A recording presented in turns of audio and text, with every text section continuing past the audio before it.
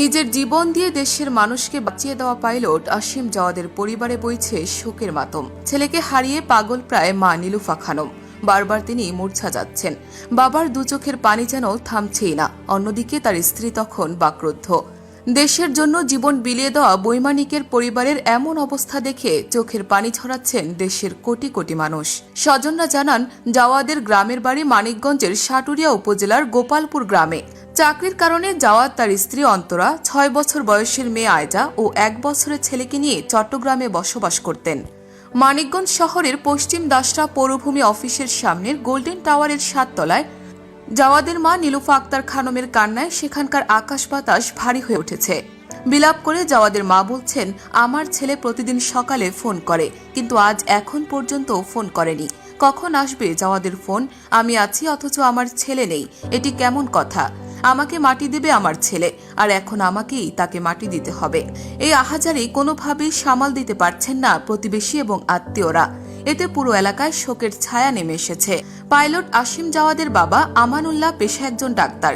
তিনি নবীনগর এলাকায় একটি বেসরকারি কারখানায় কর্মরত রয়েছেন। ছেলেকে হারিয়ে বাবার চোখের পানি যেন থামছেই না।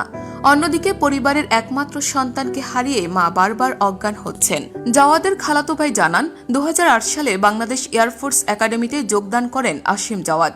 পরবর্তীতে 2011 সালে তিনি বিমান বাহিনীতে অফিসার হিসেবে কমিশন লাভ করেন। জাওয়াদের 6 বছরের এক কন্যা সন্তান ও 1 বছর বয়সী এক পুত্র সন্তান রয়েছে। স্ত্রী রিফাত অন্তরা সহ চট্টগ্রাম বিমান বাহিনীর ঘাঁটি জহুরুল হকের অফিসার্স আবাসিক এলাকার নীলিমাতে থাকতেন তারা। প্রয়াত স্কোয়াড্রন আসিম জাওয়াদের বড় মামা জানান, তার ভাগ্নে অত্যন্ত মেধাবী ছিল। স্কুল ও কলেজ জীবনে সবসময় প্রথম হতেন তিনি। ছোটবেলা থেকে জাওয়াদের স্বপ্ন ছিল সে পাইলট হবে। স্বপ্ন পূরণ হয়ে পাইলটও হয়েছিল, কিন্তু সেটি ছিল অল্প সময়ের জন্য। জাওয়াদকে হারিয়ে পরিবারের মাথায় যেন আকাশ ভেঙে পড়েছে। এদিকে আজ 10 মে শুক্রবার সকাল 10:20 বাংলাদেশ বিমান বাহিনীর ঘাঁটি বাসারের প্যারেড গ্রাউন্ডে পাইলট আসিম জাওয়াদের দ্বিতীয় জানাজা অনুষ্ঠিত হয়েছে।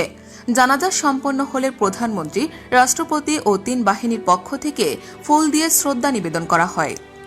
এর আগে সকাল 8টায় বিমান বাহিনীর একটি বিমানে করে বাংলাদেশ বিমান বাহিনীর ঘাঁটিতে আসিমের দেহ ঢাকায় আনা হয়। এরপর দ্বিতীয় জানাজা ও ফিউনারেল প্যারেডের জন্য বাংলাদেশ বিমান বাহিনীর ঘাঁটি বাসারের প্যারেড গ্রাউন্ডে নিয়ে যাওয়া হয়। উল্লেখ্য, চট্টগ্রামের পতেঙ্গায় বিমান বাহিনীর একটি প্রশিক্ষণ যুদ্ধ বিমান বিধ্বস্তের ঘটনায় গুরুতর আহত হন পাইলট আসিম জাওয়াদ।